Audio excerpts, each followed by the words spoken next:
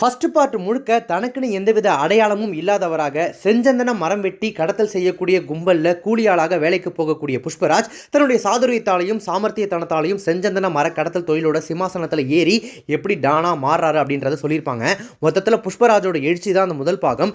ஆந்திர அரசியலையே மாற்றக்கூடிய அளவிற்கான புஷ்பாவினுடைய அதிகாரத்தின் உச்சம் என்ன, ஐபிஎஸ் அதிகாரி பன்வர் சிங் செகாவத்துக்கும் புஷ்பாவுக்குமான அந்த பகை என்னவானது, தன்னுடைய அண்ணன் குடும்பத்தோட சேரணும் அப்படின்ற அந்த இயக்கம் புஷ்பாவை என்ன ஆக்குனுச்சு அப்படின்றது தான் இந்த படத்தினுடைய இரண்டாம் பாகம். அதாவது இப்போ ரிலீஸ் ஆகியிருக்கக்கூடிய புஷ்பா 2 த ரூல். தன்னுடைய ஆசை கணவன் புஷ்பாவும் ஆந்திர மாநில முதலமைச்சரும் சேர்ந்து ஒரு போட்டோ எடுத்துக்கணும், அதை தன்னுடைய வீட்டில் மாட்டி பெருமைப்படணும் அப்படின்றது புஷ்பாவினுடைய காதல் மனைவி ஸ்ரீவல்லியோட ஆசை. புஷ்பாவை பொறுத்த வரைக்கும் இது ஒரு சாதாரண விஷயம். ஆனால் அன்னைக்கு அது நடக்காம போக பயங்கரமாக சூடாயிடுறாரு புஷ்பா.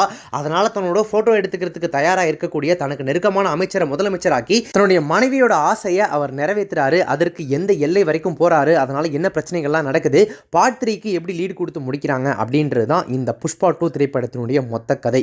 என்னது இதுதான் கதையா அப்படின்னு கேட்குறீங்களா? நீங்கள் நம்மளனாலும் அதுதான் நெசம். இதுதான் புஷ்பா 2 திரைப்படத்தினுடைய கதை.